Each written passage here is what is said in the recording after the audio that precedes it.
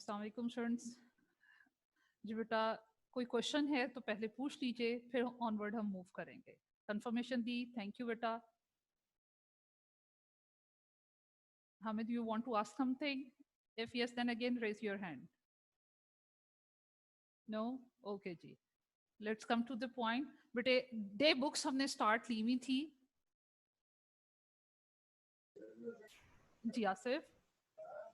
मैंने पूछना ये था कि जो हम सेल्स डे बुक है उसमें तो हम जो क्रेडिट सेल्स है वो रिकॉर्ड करते हैं, जो मैम डेली सेल्स है सेल्स का रिकॉर्ड रखने के लिए वो हम कहाँ पे रिकॉर्ड करते हैं?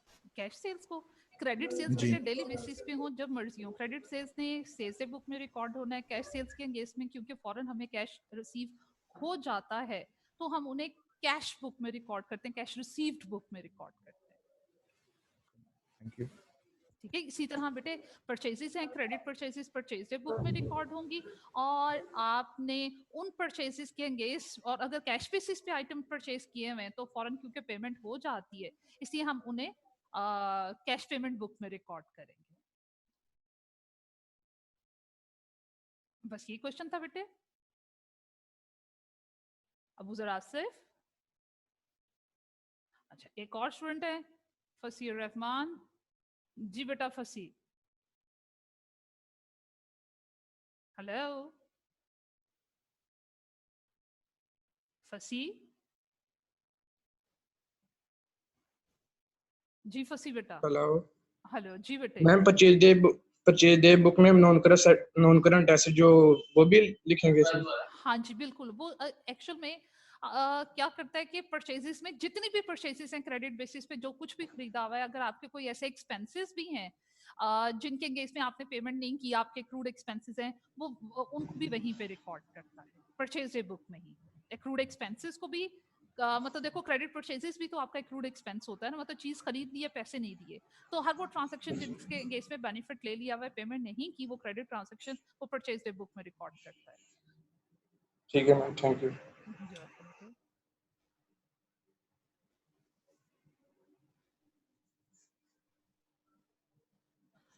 जी बेटे, अब ऐसा करते हैं कि कौन कौन सी डे बुक्स में कौन कौन सी इंफॉर्मेशन जाएगी। बुक की एग्जांपल लेने से पहले हम खुद से कुछ एग्जांपल्स लेते हैं और अपनी डे बुक्स को कंप्लीट करते हैं। कुछ ट्रांजैक्शंस आप नोट कीजिएगा, मैं भी यहाँ लिखती हूँ, फिर हम उसे सॉल्व करते हैं।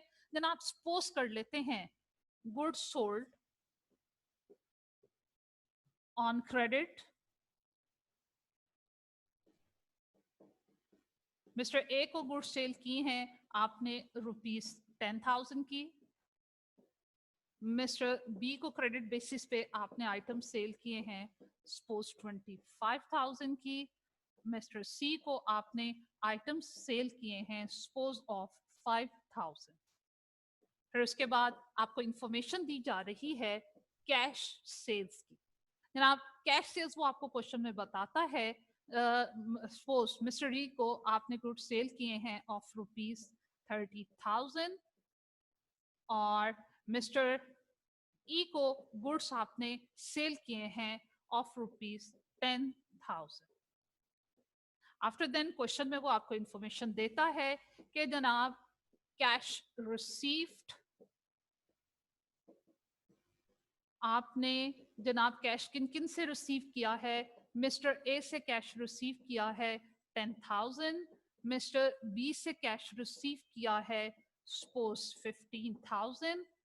और आफ्टर देन फोर्थ ट्रांजैक्शन में सेल्स रिटर्न्स के बारे में वो आपको बता रहा है।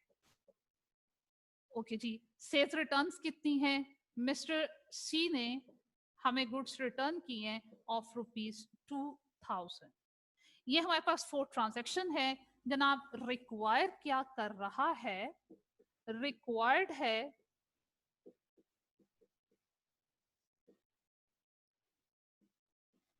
past transactions in their books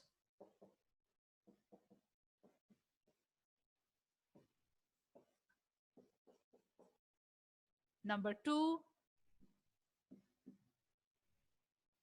prepare control account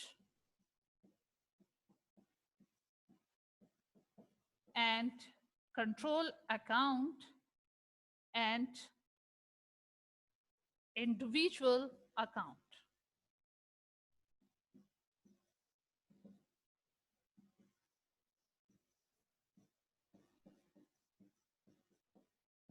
accounts of each customer. ये जनाब छोटी सी के एग्जांपल ली है आपने जो अभी क्वेश्चन पूछा, तो मेरे माइंड में आया कि जनाब आपकी क्यूरीज को कवर अप करने के लिए छोटी सी एग्जांपल लेते हैं, उसे डिटेल में डिस्कस करते हैं ताकि आपके सारी प्रॉब्लम्स रिजॉल्व हो जाएं। 4 सिंपल सी ट्रांजैक्शंस मैंने सपोज की हैं कि जनाब पहली ट्रांजैक्शन में हम गुड्स को सेल क्रेडिट बेसिस पे सेल कर रहे हैं, सेकंड ट्रांजैक्शन में कैश बेसिस पे सेल हो रही है, थर्ड ट्रांजैक्शन में हम कैश रिसीव कर रहे हैं। क्यों कर रहे हैं? हमने पहले उधार बेचा हुआ था जिनको, उनसे कैश रिसीव कर रहे हैं और सेल्स रिटर्न्स हैं ₹2000 की।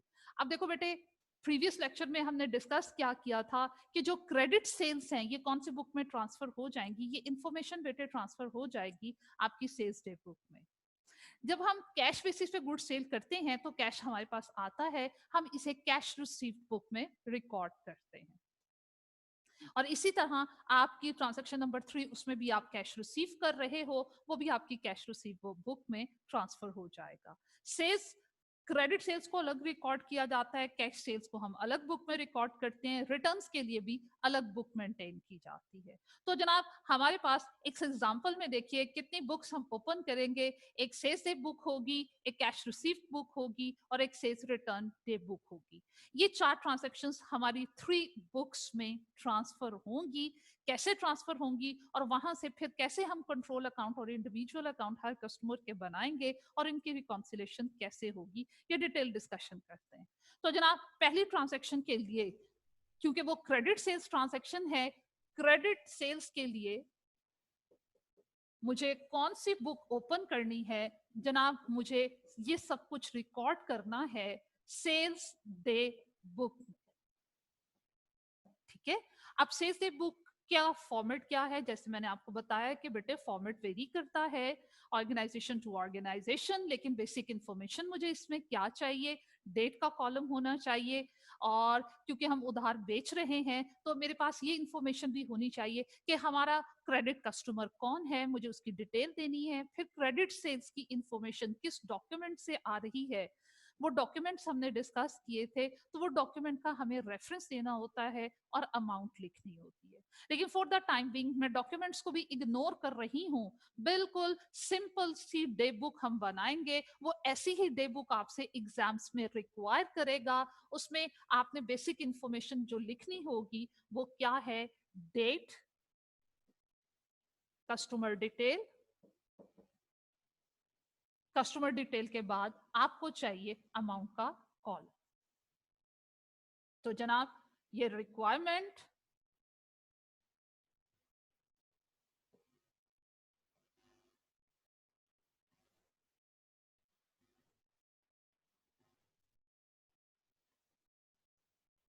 लीजिए, ये हमारे साथ व्हाइट बोर्ड कोऑपरेट नहीं कर रहा आज।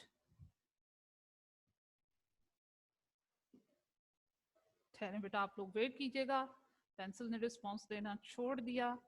चले, हो गया जी जनाब। तो ये बेसिक कॉलम्स हमें रिक्वायर है जनाब। ये सिंपल सा फॉर्मेट डे बुक का, इसमें मुझे जस्ट क्रेडिट सेल्स को रिकॉर्ड करना है और ट्रांजैक्शन नंबर 1 में क्रेडिट सेल्स हैं, डेट क्वेश्चन में गिवन नहीं है। जब क्वेश्चन में डेट आपको गिवन नहीं होगी तो आपने ट्रांजैक्शन का रेफरेंस दे देना है, और ट्रांजैक्शन कौन सी है? Transaction number 1। तो जनाब किन किन कस्टमर को मैंने उधार बेचा हुआ है? ए, बी एंड सी, 3 कस्टमर को उधार बेचा हुआ है। मैं कस्टमर्स के नेम लिख दूंगी, A account, B account and C account. A को मैंने आइटम सेल किए हुए जनाब 10,000, इसको बेचे हुए हैं 25,000, और मिस्टर सी को हमने गुड सेल की हुई है 5,000।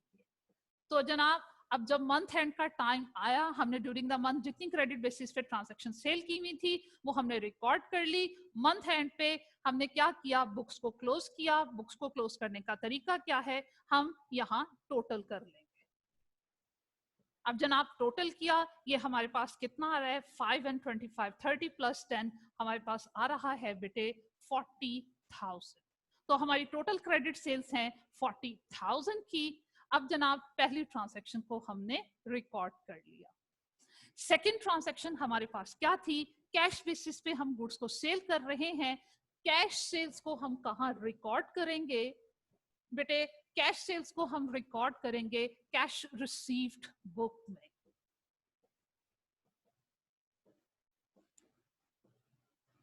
कैश रिसीव्ड बुक की बात करें तो देखिए फर्स्ट वन कॉलम हमारे पास क्या होगा, ऑफ डेट, डेट गिवन नहीं है अगर क्वेश्चन में तो ट्रांजैक्शन का रेफरेंस दे दोगे।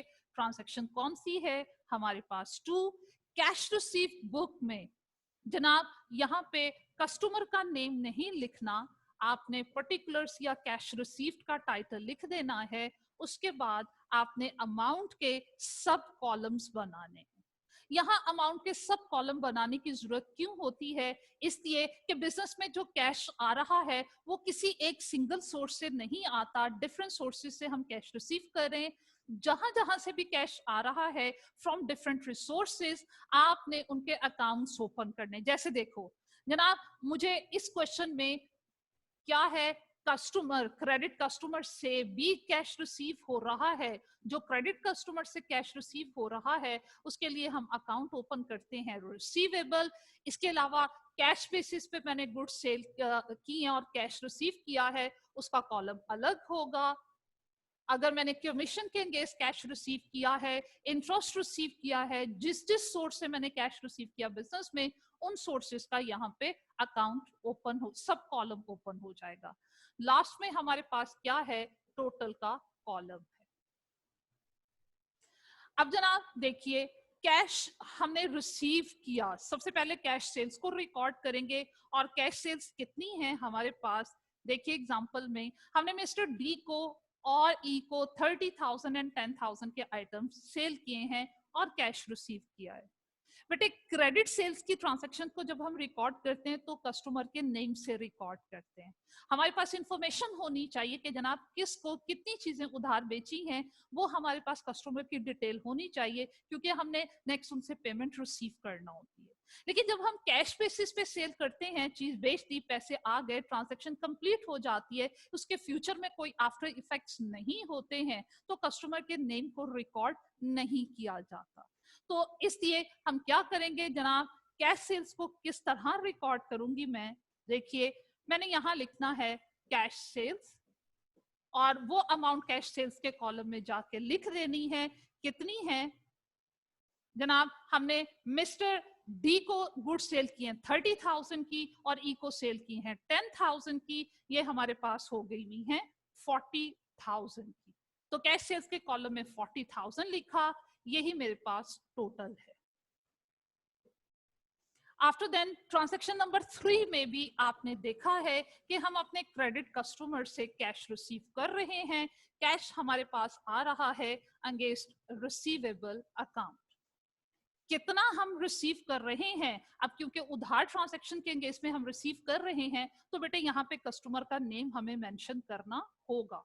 तो हम ए और बी से कैश रिसीव कर रहे हैं, तो मैंने यहाँ जाके क्या करना है, रिसीवेबल के ऑपोजिट कस्टमर के नेम्स भी मेंशन करने, ए एंड बी। अब ए से हम कितना कैश रिसीव कर रहे हैं 10,000 और बी से 15,000। और किस कॉलम में लिखेंगे, रिसीवेबल के कॉलम में लिखेंगे, साथ साथ टोटल करेंगे। तो जनाब इस लाइन का टोटल 10,000, इस लाइन का टोटल 15,000।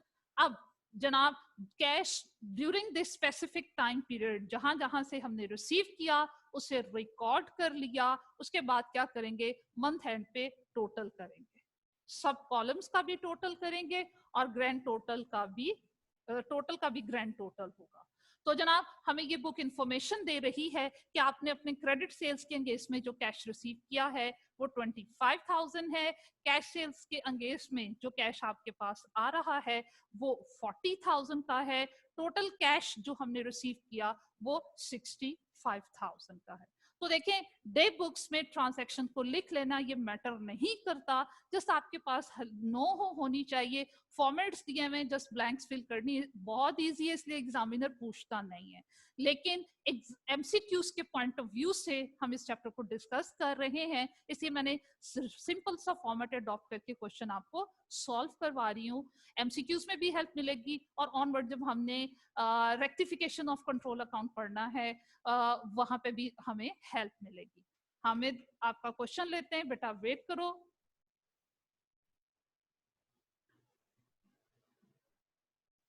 जी हाँ जी, उसामा आप गायब हो गए। जी हामिद बेटे। अस्सलाम वालेकुम वालेकुम अस्सलाम।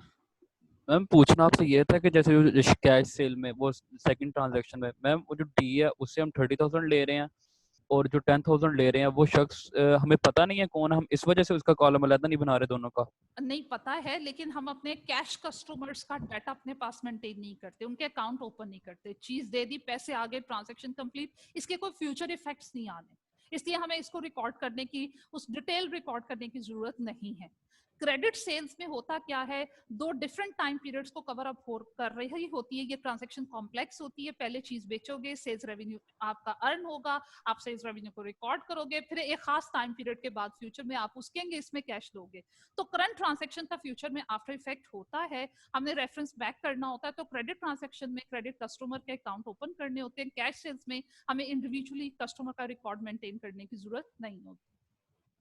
मैम अभी कैश तो हमने रिसीव ही नहीं किया है कैश सेल में। कैश सेल्स का मतलब ही ये है कि चीज बेची है और फौरन आपके पास कैश आ गया, जैसा हम कॉमनली आइटम सेल और परचेज करते हैं। हम शॉपिंग करते हैं, जनाब चीज खरीदी, ऑन द स्पॉट पेमेंट हो गई। Yes ma'am. तो इसी तरह बिजनेस में कैश सेल्स का मतलब है कि चीज बेच रहे हो, जिस टाइम में चीज बेच रहे हो बेटे उसी टाइम में आप कैश रिसीव कर रहे हो, तो रेवेन्यू भी अर्न हो रहा है और कैश भी रिसीव कर रहे हो। तो वहां पे कैश बेसिस पे किसको आपने चीजें बेची हैं वो हमें इंफॉर्मेशन अपने बुक्स ऑफ अकाउंट में रखने की जरूरत नहीं है। यस मैम, ठीक हो क्लियर गया है मैम। बेटे? ओके बेटा, thank you ma'am. You welcome. अच्छा बेटे, उसके अलावा देखिए नेक्स्ट में ट्रांजैक्शन नंबर 2 और 3 तो हमने रिकॉर्ड कर ली। ओके जी, ट्रांजैक्शन नंबर 2 और 3 के बाद हमें ट्रांजैक्शन नंबर 4 को रिकॉर्ड करना है। और ट्रांजैक्शन नंबर 4 देखिए क्या है, सेल्स रिटर्न्स है। मिस्टर सी हमारे क्रेडिट कस्टमर थे, उनकी तरफ से गुड्स रिटर्न आ रही हैं, तो इसका मतलब है कि हमें सेल्स रिटर्न डे बुक को भी ओपन करना है। सेल्स रिटर्न्स को इसके अलावा हम क्या बोलते हैं, रिटर्न्स इनवर्ड। तो जनाब हमें सेल्स रिटर्न्स अकाउंट या रिटर्न इनवर्ड बुक को ओपन करना है। Return inward day book. तो जनाब जिस तरह क्रेडिट सेल्स को अलग से रिकॉर्ड किया जाता है, इसी तरह क्रेडिट सेल्स के अंगेज में जो रिटर्न्स होती हैं हम उन्हें अलग से रिकॉर्ड करते हैं। तो अब जहां पे भी क्रेडिट कस्टमर का जिक्र आए, आपने उन्हें सेल्स डे बुक में भी बाय नेम हाईलाइट करना है, उसकी रिटर्न्स को भी बाय नेम हाईलाइट करना है। तो यहाँ पे मैंने क्या करना है, फर्स्ट वन कॉलम डेट का, सेकंड कॉलम में कस्टमर की डिटेल देनी है बेटे, उसके बाद ये अमाउंट का कॉलम। तो जनाब ट्रांजैक्शन नंबर है हमारे पास 4। अब मिस्टर सी हमें आइटम्स वापस कर रहे हैं, कितनी कॉस्ट है उसकी, वैल्यू क्या है, वैल्यू है हमारे पास 2000। तो जनाब 2000 की चीजें हमें वापस आ रही हैं कस्टमर की तरफ से, फर्दर कोई और रिटर्न्स नहीं है। तो जनाब रिटर्न डे बुक भी हमने क्लोज कर दी, ये मेरे पास सेल्स रिटर्न्स का टोटल आ गया। तो जनाब डे बुक्स में इस तरीके से हम ट्रांजैक्शन को रिकॉर्ड करते हैं। रिकॉर्ड कर लेने के बाद डे बुक्स में जब डाटा रिकॉर्ड हो जाता है, उसके बाद हम लेजर्स की तरफ मूव करते हैं। लेजर्स बेटे दो तरह के हमने पढ़े, कंट्रोल अकाउंट्स होते हैं और आपके पास कस्टमर्स के इंडिविजुअल अकाउंट होते हैं।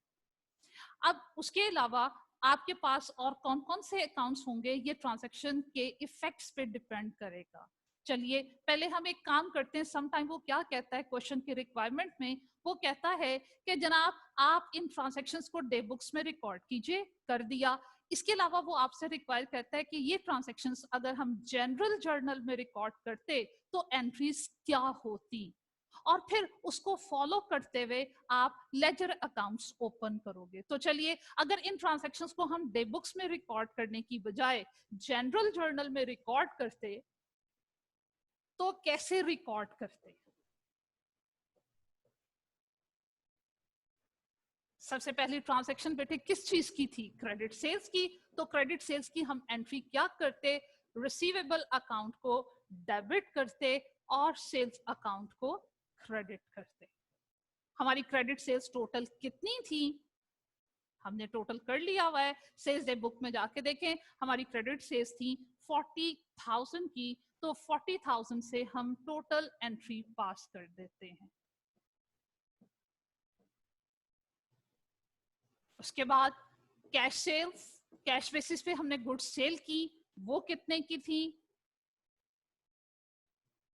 जनाब आपकी कैश सेल्स भी 40,000 की थी। तो 40,000 की कैश सेल्स को हम रिकॉर्ड करते हैं। कैश सेल्स के एंगेज में एंट्री क्या होगी? चीज बेच रहे हो, पैसे आ रहे हैं, कैश आ रहा है, उसको डेबिट करेंगे और बेटे सेल्स अकाउंट को क्रेडिट करेंगे। तो उधार बेचें तब भी सेल्स क्रेडिट, कैश बेसिस पे चीजें बेचें तब भी सेल्स क्रेडिट। रेवेन्यू हमेशा क्रेडिट होता है। डेबिट किसको करें? ये डिपेंड करेगा कि उधार बेचा है या फिर आपने ऑन अकाउंट सेल किया है। अगर ऑन अकाउंट सेल किया होगा तो रिसीवेबल को डेबिट करेंगे, कैश बेसिस पे सेल किया होगा तो कैश को डेबिट करेंगे।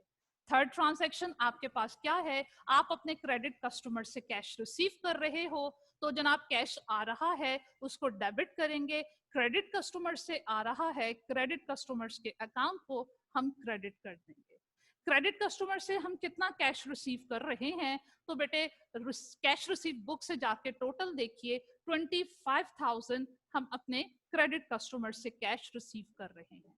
तो 25,000 यहाँ पे मेंशन किया। आफ्टर देन फोर्थ ट्रांजैक्शन में सेल्स रिटर्न्स हैं। सेल्स हमारा रेवेन्यू है वो क्रेडिट होता है, सेल्स रिटर्न्स हमारे रेवेन्यूज को कम करती हैं, रेवेन्यू कम हो तो उसे डेबिट करते हैं। तो बिकॉज ऑफ सेल्स रिटर्न्स हमारा सेल्स रेवेन्यू कम हो रहा है, तो इस रीजन को हम डेबिट कर देंगे। सेल्स रिटर्न्स अकाउंट डेबिट हो जाएगा। जब कस्टमर हमें चीज वापस कर देता है तो अब हमने उससे इन चीजों के बदले में पैसे नहीं लेने, रिसीवेबल का बैलेंस कम हो जाएगा, रिसीवेबल अकाउंट को हम क्रेडिट कर देंगे। तो कितने की चीजें हमें वापस आई हैं जनाब? सेल्स रिटर्न्स हैं हमारे पास 2,000। तो जनाब डे बुक्स में अगर हम रिकॉर्ड नहीं करते, इन ट्रांजैक्शंस को जनरल जर्नल में रिकॉर्ड करते तो कुछ यूं रिकॉर्ड किया जाता। अब इसके अकॉर्डिंगली देखें तो फिर कौन कौन से अकाउंट्स हमें ओपन करने चाहिए। हम कौन कौन से अकाउंट ओपन करेंगे? एक अकाउंट आपके पास ओपन होगा रिसीवेबल के नाम से, एक सेल्स के नाम से, एक कैश के नाम से। सेल्स का अकाउंट ऑलरेडी ओपन हो चुका है, कैश भी ओपन हो चुका है, रिसीवेबल भी, और आपके पास फोर्थ वन जो टी अकाउंट ओपन होगा वो आपके पास सेल्स रिटर्न्स होंगे। तो चलिए अब जनरल लेजर में इन अकाउंट्स को ओपन करते हैं।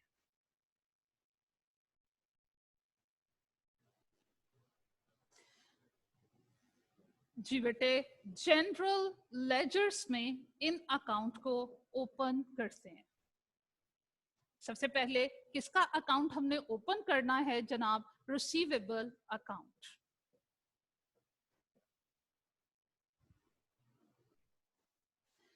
देखो बेटे, जनरल में मैंने क्या काम किया है? 40,000 की क्रेडिट सेल्स को रिकॉर्ड किया। यहाँ पे जनरल जर्नल में मैंने स्पेसिफाई नहीं किया कि 40,000 में से मिस्टर ए, बी एंड सी को क्रेडिट बेसिस पे मैंने कितनी चीजें बेची हैं। इसका मतलब ये है कि यहाँ पे जनरल जर्नल में मैंने हर कस्टमर का इंडिविजुअल अकाउंट ओपन नहीं किया, बल्कि हर इंडिविजुअल कस्टमर को मैंने उधार जितना बेचा है उनका टोटल यहाँ लेकर आई हूँ। और एक ऐसा अकाउंट जहां पे इंडिविजुअल कस्टमर वाइज हम एंट्री नहीं करते बल्कि टोटल एंट्री, टोटल अमाउंट को रिकॉर्ड कर लेते हैं, वो अकाउंट आपका कहलाता है कंट्रोल अकाउंट।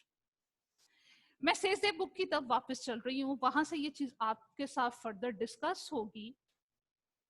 ये देखिए, ये सेल्स डे बुक है, ये जर्नल है। जर्नल से ट्रांजैक्शंस को मुझे लेकर जाना है लेजर्स की तरफ। लेजर्स की जब हमने बात की थी, लेजर्स दो तरह के, control account and individual account, ये दोनों मुझे अकाउंट ओपन कर देंगे।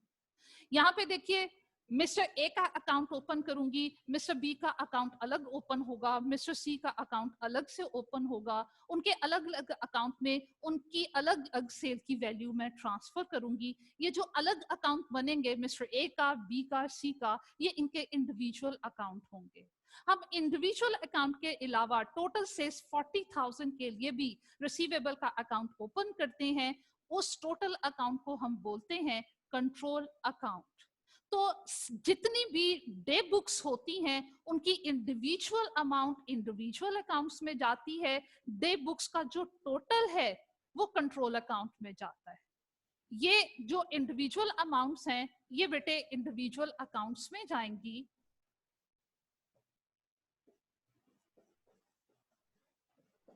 और ये जो टोटल है ये हम ट्रांसफर करेंगे कंट्रोल अकाउंट में। तो अभी मैं पहले क्या करूंगी, एक ही पेज पे हम कोशिश करते हैं कि कंट्रोल अकाउंट भी ओपन करें, तमाम कस्टमर का इंडिविजुअल अकाउंट भी ओपन हो। तो चलते हैं उस स्लाइड की तरफ, टी अकाउंट्स की तरफ। तो जनाब यहाँ पे मैं क्या कर रही हूँ, सिंपल रिसीवेबल अकाउंट अगर मैंने लिखा हुआ है इसको चेंज कर लेते हैं, रिसीवेबल अकाउंट की बजाय ये रिसीवेबल का कंट्रोल अकाउंट है। और इन तमाम कस्टमर्स के इंडिविजुअल अकाउंट मैंने ये ओपन कर दिए, of mister A, of mister B and of mister C. A account, B account and C account.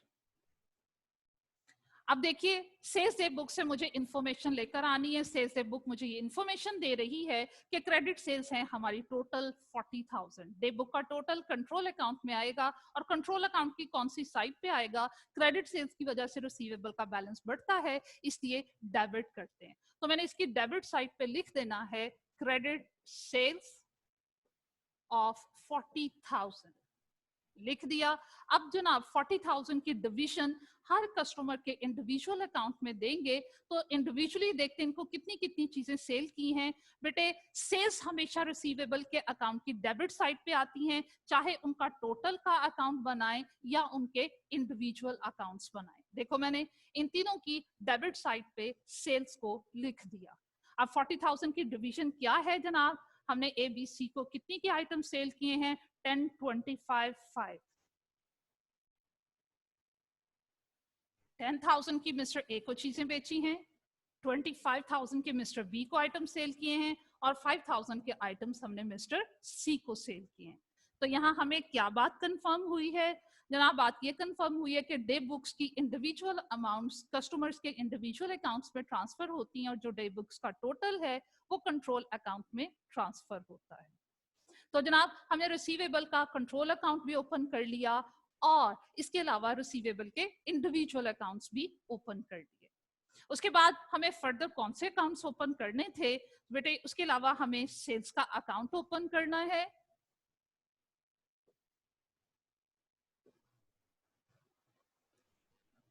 उसके अलावा हमें कैश अकाउंट ओपन करना था, और उसके अलावा हमें कौन सा अकाउंट ओपन करना है जनाब, सेल्स रिटर्न्स का। जी बेटे सेल्स में ट्रांजैक्शंस को रिकॉर्ड करते हैं। पहली ट्रांजैक्शन 40,000 के डेबिट का इफेक्ट हमने दे दिया, फर्स्ट ट्रांजैक्शन के क्रेडिट का इफेक्ट 40,000 सेल्स के अकाउंट में क्रेडिट। तो चलिए 40,000 से सेल्स के अकाउंट को क्रेडिट करते हैं, और जनाब यहाँ टाइटल क्या आएगा, रिसीवेबल। तो 40,000 का एक इफेक्ट रिसीवेबल अकाउंट की डेबिट साइड पे दे चुके, दूसरा इफेक्ट जनाब आपके सेल्स अकाउंट की क्रेडिट साइड पे with the title of receivable account. ये ट्रांजैक्शन नंबर 1 की पोस्टिंग कंप्लीट हुई। अब चलते हैं जनाब ट्रांजैक्शन नंबर 2 की तरफ। ट्रांजैक्शन नंबर 2 में कैश डेबिट हो रहा है 40,000 से, और सेल्स क्रेडिट हो रही हैं 40,000 से। तो जनाब इसे भी हम रिकॉर्ड करते हैं, कैश अकाउंट की डेबिट साइड पे जाकर लिखते हैं 40,000। ये 40,000 डेबिट किया, और ये क्यों हो रहा है, बिकॉज ऑफ सेल्स। और इसका दूसरा इफेक्ट कहाँ आएगा, सेल्स के अकाउंट की क्रेडिट साइड पे 40,000 with the title of cash. तो दोनों इफेक्ट्स हमने रिकॉर्ड किए, सेकंड ट्रांजैक्शन की पोस्टिंग हमारी कंप्लीट हुई।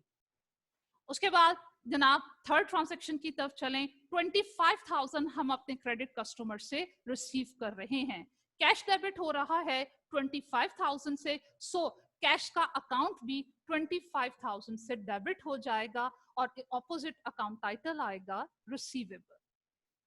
ये 25,000 की अमाउंट कैश के अकाउंट में डेबिट हुई है रिसीवेबल के टाइटल से, तो डेफिनेटली इसका सेकंड इफेक्ट हम रिसीवेबल के अकाउंट में देंगे।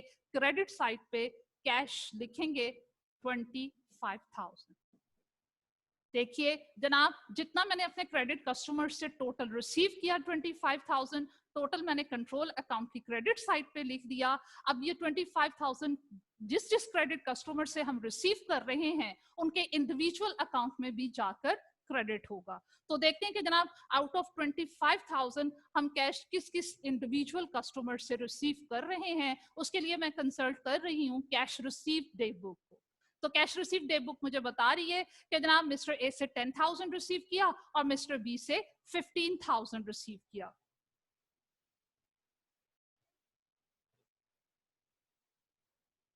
तो कैश मिस्टर ए से रिसीव किया 10,000 और मिस्टर बी से कैश रिसीव किया 15,000। तो देखिए इंडिविजुअल कस्टमर से जो अमाउंट रिसीव की थी वो उनके इंडिविजुअल अकाउंट में क्रेडिट हो गई और टोटल अमाउंट हमने कंट्रोल अकाउंट में क्रेडिट कर दी। तो हमारी ट्रांजैक्शन नंबर 3 के इफेक्ट्स भी कंप्लीट हुए, उसकी पोस्टिंग हमने कंप्लीट कर दी।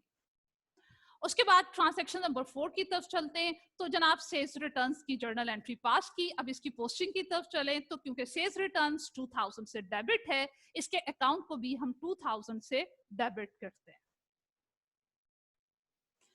2000 से डेबिट किया और ऑपोजिट अकाउंट टाइटल लिखा रिसीवेबल। तो इसका दूसरा इफेक्ट कहां जाएगा, आपके रिसीवेबल अकाउंट में 2000 से सेल्स रिटर्न्स को हम क्रेडिट कर देंगे। 2000 से ये क्रेडिट कर दिया। जनाब सेल्स रिटर्न्स का टोटल डे बुक में उसमें कंट्रोल अकाउंट में गया और ये 2000 किस किस कस्टमर की तरफ से वापस आया था उसके इंडिविजुअल अकाउंट में क्रेडिट करेंगे। तो जनाब ये मिस्टर सी ने हमें गुड्स रिटर्न की थी, तो जनाब ये सी के अकाउंट में भी रिकॉर्ड होंगी सेल्स रिटर्न्स 2000। तो जनाब हमारी फोर्थ 4 ट्रांजैक्शंस थी। चारों ट्रांजैक्शंस को हमने स्टेप नंबर 1 में डे बुक्स में लिखा। फिर उसके बाद हमने देखा कि जनाब अगर उसकी जनरल जर्नल एंट्री पास करते तो वो क्या होती। फिर उसके बाद हमने उन्हें लेजर्स में पोस्ट किया। लेजर्स दोनों तरह के ओपन किए जनाब, कंट्रोल अकाउंट भी और इंडिविजुअल अकाउंट भी। आफ्टर देन हमने जनाब इन अकाउंट को क्लोज करना है। तो चलिए रिसीवेबल कंट्रोल अकाउंट की तरफ चलते हैं। जनाब रिसीवेबल का कॉलम कंट्रोल अकाउंट मुझे क्या इंफॉर्मेशन दे रहा है, ये इंफॉर्मेशन दे रहा है कि टोटल 40,000 की क्रेडिट सेल्स थी। Out of 40,000 credit sales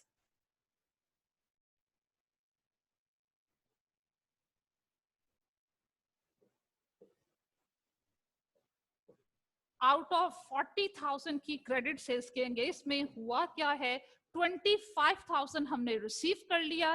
remaining 15,000 था। 15,000 में से 2,000 जो है वो गुड्स रिटर्न हो गई। तो इसका मतलब है कि क्लोजिंग बैलेंस कितना है, 13,000 मेरे रिसीवेबल कंट्रोल अकाउंट का कैरिड डाउन है। ओके जी, अब कंट्रोल अकाउंट का क्लोजिंग बैलेंस आ रहा है 13,000। उसके बाद हम करते क्या है, इंडिविजुअल अकाउंट को भी क्लोज किया जाता है। इंडिविजुअल अकाउंट को क्लोज करते हैं तो जनाब 10,000 मिस्टर ए के अकाउंट की डेबिट साइड पे 10,000 और 10,000 ही आपके पास क्रेडिट साइड पे आ रहा है। नील हो गया, जितने की चीजें बेची थी हमें उतना 100% कैश मिस्टर ए से रिसीव हो गया हुआ, इसका अकाउंट क्लोज हो गया। बट अबाउट मिस्टर बी को हमने 25,000 रुपीज की गुड्स सेल की थी। आउट ऑफ 25,000 15,000 का हमने कैश रिसीव कर लिया हुआ है और इसका मतलब है उनकी तरफ बैलेंस हमारा कितना ड्यू है, 10,000 हमने उनसे लेने हैं। ये मिस्टर बी का क्लोजिंग बैलेंस है। मिस्टर सी की तरफ चलते हैं। मिस्टर सी को हमने 5,000 की उधार चीजें बेची थी। अब 5,000 में से 2,000 की आइटम्स हमें वापस आ गई हुई हैं। तो जनाब अब मिस्टर सी का कैरेट डाउन कितना है, मिस्टर सी से कितने पैसे लेने हैं, 3000। जब बेटे हम रिसीवेबल के और पेएबल के कंट्रोल अकाउंट और इंडिविजुअल अकाउंट बना लेते हैं, उसके बाद क्या किया जाता है, लिस्ट बनाई जाती है इंडिविजुअल अकाउंट की। वो मैं यहाँ पे थोड़ा सा मार्जिन है मेरे पास, मैं यहाँ लिस्ट बनाती हूँ। लिस्ट ऑफ कस्टमर्स, उनके इंडिविजुअल अकाउंट से डाटा उठाया जाता है और उनके क्लोजिंग बैलेंसेस लिखे जाते हैं। मिस्टर ए हमारे क्रेडिट कस्टमर थे, क्लोजिंग बैलेंस 0। मिस्टर बी हमारे क्रेडिट कस्टमर थे, क्लोजिंग बैलेंस कितना, 10,000। मिस्टर सी हमारे क्रेडिट कस्टमर थे, क्लोजिंग बैलेंस कितना, 3,000। टोटल किया, ये हमारे पास आ रहा है 13,000। तो इंडिविजुअल अकाउंट्स बनाए, हर इंडिविजुअल कस्टमर का अकाउंट बनाने के बाद उसका क्लोजिंग बैलेंस फाइंड आउट किया। क्लोजिंग बैलेंस फाइंड आउट करने के बाद उन क्लोजिंग बैलेंस की लिस्ट बनाई जाती है, लिस्ट का टोटल किया जाता है। That total must be equal to the closing balance of control account.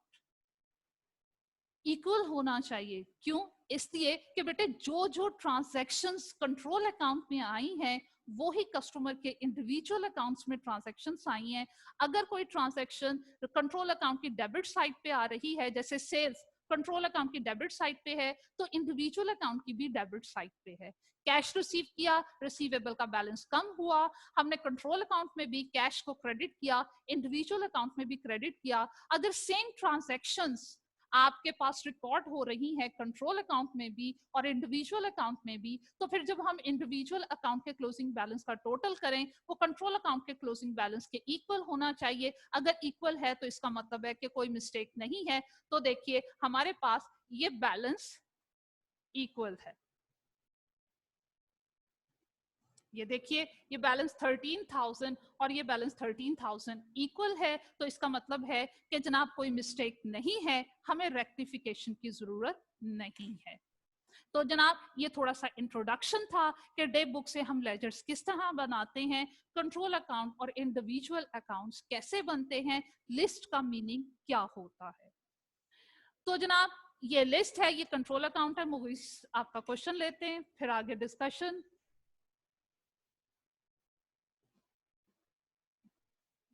जी बेटा।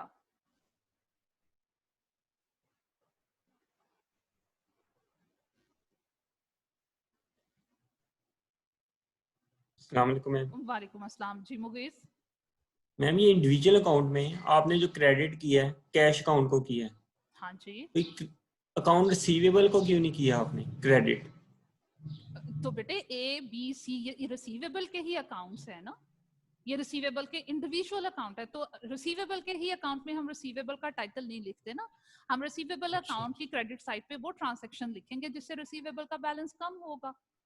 तो हम जब अपने कस्टमर को चीज बेचते हैं तो रिसीवेबल का बैलेंस बढ़ता है, तो जब अपने कस्टमर से कैश रिसीव कर लेंगे रिसीवेबल का बैलेंस कम होगा। और भाई रिसीवेबल क्योंकि एसेट अकाउंट है, कम होगा तो क्रेडिट करेंगे।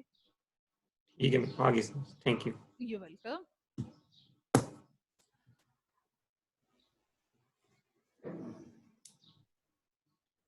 जी बेटा, यहाँ तक के डिस्कशन कंप्लीट कर लेने के बाद जनाब कल हम एक एग्जांपल लेंगे परचेजेस की, इसी तरह उसकी कुछ ट्रांजैक्शंस को लेंगे और उसका प्रोसीजर कंप्लीट करेंगे। उससे पहले जनाब एक छोटी सी बात आपसे डिस्कस करनी है, इसमें डिस्काउंट को आज हम डिस्कस करेंगे। डिस्काउंट क्या है?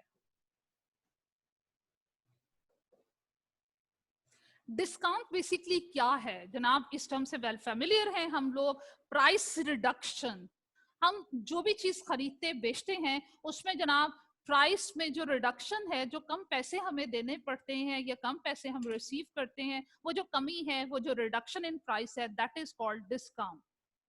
डिस्काउंट किस किस वजह से मिलता है, बहुत सी उसकी रीजंस हैं। सम टाइम सीजनल डिस्काउंट मिलता है।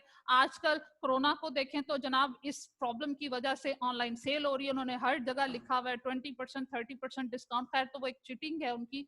चलें जनाब, किसी रीजन की वजह से भी हमें डिस्काउंट मिलता है। हम उनके लॉयल ओल्ड कस्टमर हैं इसलिए डिस्काउंट मिल रहा है। हम ज्यादा क्वांटिटी में चीजें खरीद रहे हैं इसलिए डिस्काउंट मिल रहा है। या ओवरऑल तमाम कस्टमर को अनकंट्रोलेबल रीजंस की वजह से डिस्काउंट मिलता है, तो simple discount is what? Discount is the reduction in price to be paid. Discount बेटे दो तरह का होता है, एक है आपके पास ट्रेड डिस्काउंट और दूसरा होता है आपके पास cash discount.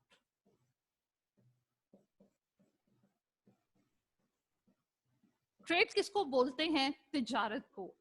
At the time of exchange of goods, जब चीजों की सेल एंड परचेजेस हो रही होती हैं, आइदर ऑन कैश बेसिस और ऑन क्रेडिट बेसिस, जब गुड्स का एक्सचेंज हो रहा है, सेल एंड परचेज हो रही है, ट्रेड हो रही है, उस टाइम में किसी भी रीजन की वजह से अगर डिस्काउंट मिलता है, that would be called trade discount. Trade discount cash and credit both transactions के अगेंस्ट में हमें रिसीव होता है। ये जनाब कैश ट्रांजैक्शंस के अगेंस्ट भी मिल सकता है और क्रेडिट ट्रांजैक्शंस के अगेंस्ट भी होता है।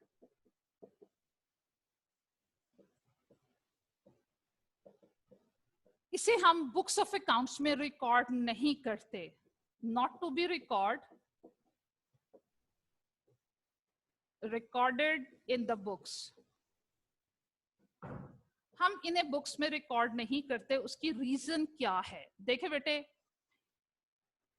जो प्रोडक्ट की, गुड्स की इनिशियल प्राइस होती है, जिसमें से किसी किस्म की रिडक्शन नहीं हुई होती, कोई भी डिस्काउंट माइनस नहीं हुआ होता, that price is called list price. अब जनाब है क्या, मार्केट में प्रोडक्ट की लिस्ट प्राइस थी सपोज 100। अब जनाब मैं उनकी लॉयल कस्टमर थी, ओल्ड कस्टमर थी, मैंने ज्यादा क्वांटिटी में चीजें खरीदी, कुछ जाके उनकी मिन्नत समाजत कर ली, उन्होंने 100 की चीज मुझे 90 में दे दी।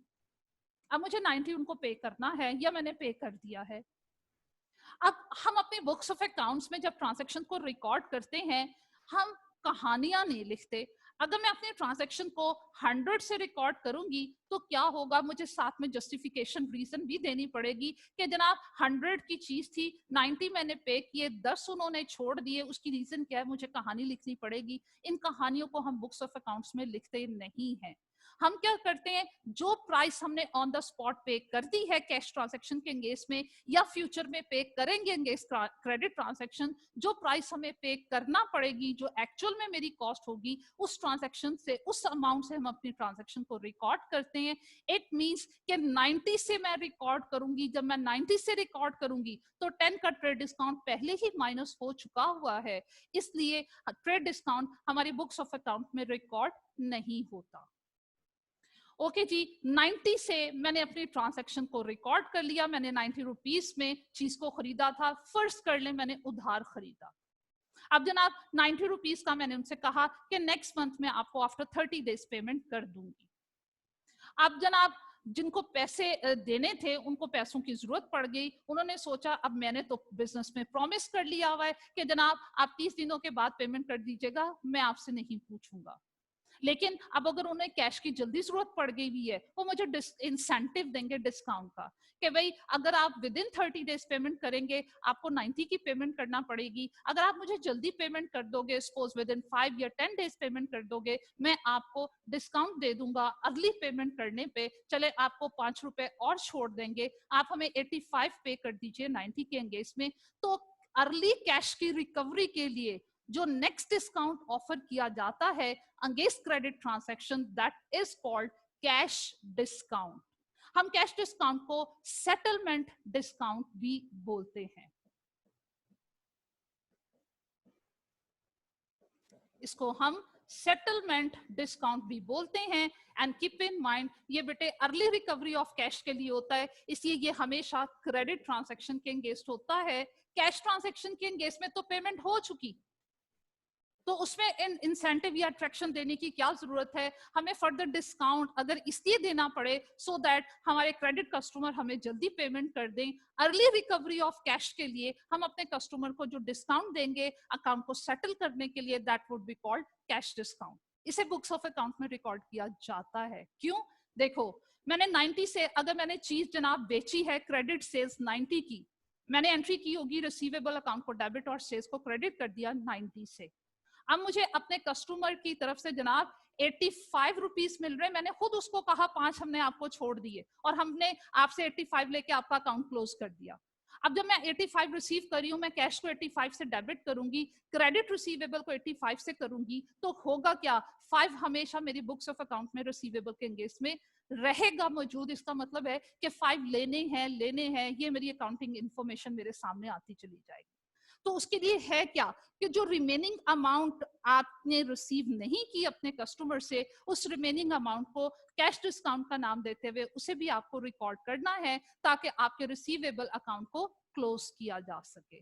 कैश डिस्काउंट 2 तरह का होता है, इसमें सेकंड पॉइंट में लिख दूं, have to record in the books, इन्हें हम बुक्स में रिकॉर्ड करते हैं। ये बेटे 2 तरह का होता है, एक डिस्काउंट अलाउड है और दूसरा आपके पास डिस्काउंट रिसीव्ड है। ठीक है, एक आपके पास ये डिस्काउंट जो कैश डिस्काउंट है, सेटलमेंट डिस्काउंट है, वो डिस्काउंट अलाउड भी हो सकता है, डिस्काउंट रिसीव भी हो सकता है। कब ये डिस्काउंट अलाउड होगा, कब ये डिस्काउंट रिसीव्ड होगा, कल के लेक्चर में with journal entries with example इसे डिस्कस करेंगे। ठीक है, आज का टाइम ओवर हुआ। Until that time, Allah Hafiz.